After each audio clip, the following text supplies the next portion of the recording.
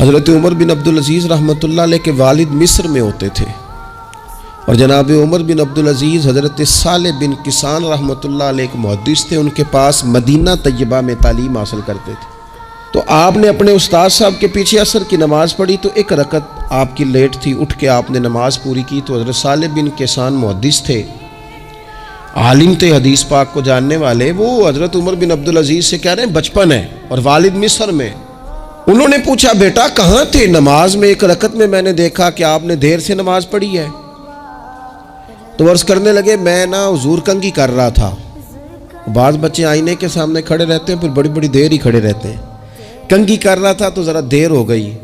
حضرت صالح بن کیسان رحمۃ اللہ علیہ نے ان کے والد کو مصر میں خط لکھا، فرمانے لگے جوانی بھی ہے، موقع بھی ہے، فرصت بھی ہے، اور ابھی بھی آپ کا بیٹا جماعت سے نماز نہیں پڑھتا۔ مصر میں خط گیا۔ آج جب میں نے پوچھا ہے تو اس نے کہا میں کنگھی کر رہا تھا۔ اتنے معمولی سے کام کے لیے اس نے تکبیر اولیٰ چھوڑ دی۔ اب وہاں مصر میں بیٹھے والد نے یہ نہیں کہا کہ مولوی صاحب آہستہ آہستہ ٹھیک ہو جائے گا، آپ کو کیا ہو گیا ہے، کوئی بات ہے کرنے والی؟ انہوں نے وہاں سے گھوڑے پہ بندہ دوڑایا، بندہ مدینہ طیبہ آیا۔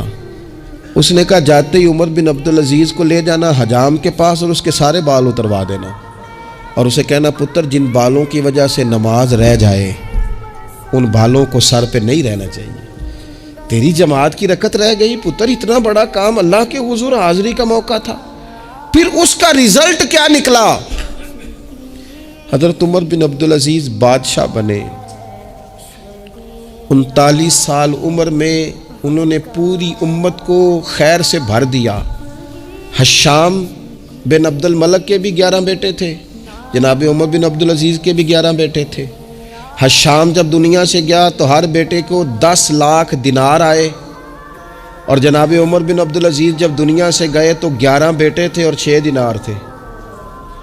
اور جاتی دفعہ کہنے لگے پتر اپنے باپ پہ شکوہ نہ کرنا، تمہارا باپ بزدل تھا، 2 رستے تھے، یا تو میں اپنے لیے جہنم کٹھی کرتا اور تمہارے لیے جائیداد بناتا، لیکن میں بزدل تھا، دوزخ سے ڈر گیا، میں جائیداد نہیں بنا سکا، اپنے باپ کو معاف کر دینا۔